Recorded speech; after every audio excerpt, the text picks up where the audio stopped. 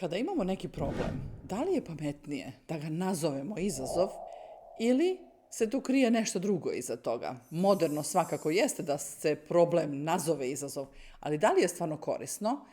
Ostanite do kraja ovog videa jer to ću konkretno sa vama razjasniti i objasniti vam koja je ideja iza toga, šta se krije iza toga i šta u stvari jeste pametno, a šta nije pametno uopšte. Ja sam Slavica Skvajer, ovo je moj kanal, dobro mi došli ovde. Ako već niste, pritisnite subscribe i obavezno pritisnite zvonce all. Znači imate 3 verzije zvonca i ono gde piše da vas podsjeti za sve, jer ako to ne pritisnete, najveći broj puta nećete uopšte dobiti obaveštenje kada ima novi video na mom kanalu, a to bi bila šteta. Znači obratite pažnju kako pritistate zvonce. Današnja tema je šta je problem ili izazov? Pitanje je sad. Ljudi danas, ja sam jako često to čula, a verujem da i vi to čujete, jako često kažu umjesto da kažu recimo imam problem, bolestan sam ili imam problem u firmi ili imam problem kod kuće, kaže imam izazov.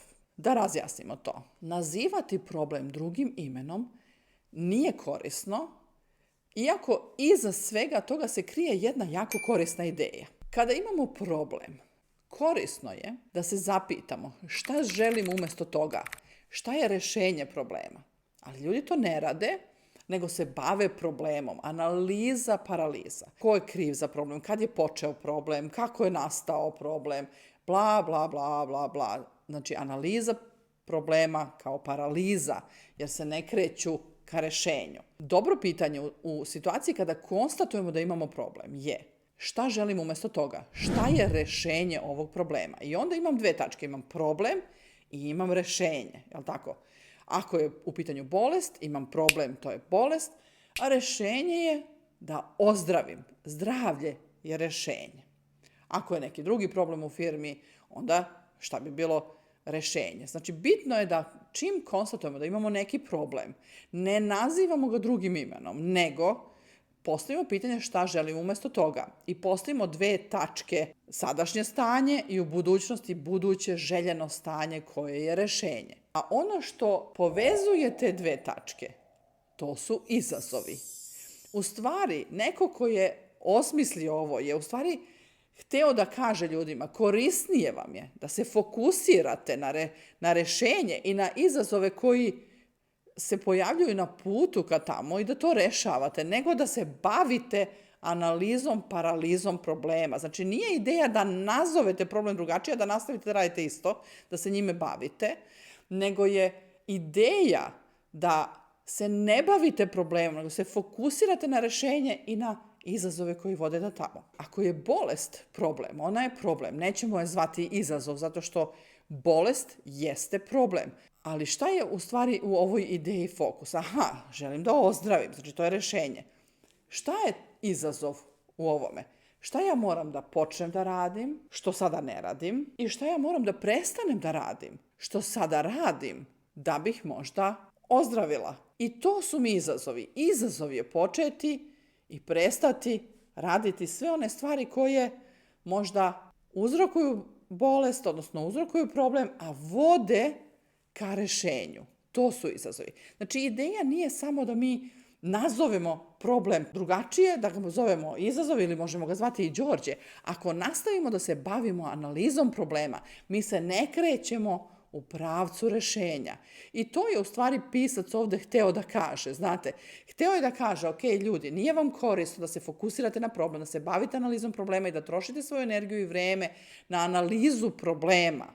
Korisno vam je da se bavite rješenjem i da se bavite fokusom na kako ćete da rešite izazove koji su pred vama na putu od problema ka rješenju. I zato sljedeći put kad vam neko kaže imam problem, izvini, nije problem nego izazov, ili nemoj da mi govoriš o problemu, shvatite, ako imate neki problem, da postavite sebi pitanje šta želim umjesto toga i šta su mi izazovi na tom putu i kako ću te izazove da rešim. Kako ću da rešim to? Znači da se fokusiram i svoju energiju usmerim na izazove koji su na putu do rješenja verovatno važni, koji će se pojaviti i koje treba prebroditi na tom putu. Znači, ne nazivamo ga Đorđe, Znate ono iz crtanog filma o Dušku Dugovšku. Mazit ću ga, pazit ću ga i zvaću ga Đorđe. Ne, nećemo ga zvati Đorđe. Problem ostaje problem, rešenje je rešenje, a izazovi su sve ono što nas očekuje kako bismo problem rešili. Ok, nadam se da ste ovo shvatili, da vam je bilo korisno i da ćete moći da podelite sa svojim kolegama. Ako neko od vas zahteva da ne zovete svoj problem ili poslovni problem, da ga ne zovete problem, nego da kažete umjesto toga izazov, pošaljite mu jednostavno ovaj video. Neka shvati u čemu je stvar i nauči pitanje šta želim umjesto toga, znači imam problem, šta želim umjesto toga i šta su mi sve izazovi na tom putu i kako ću to da rešim.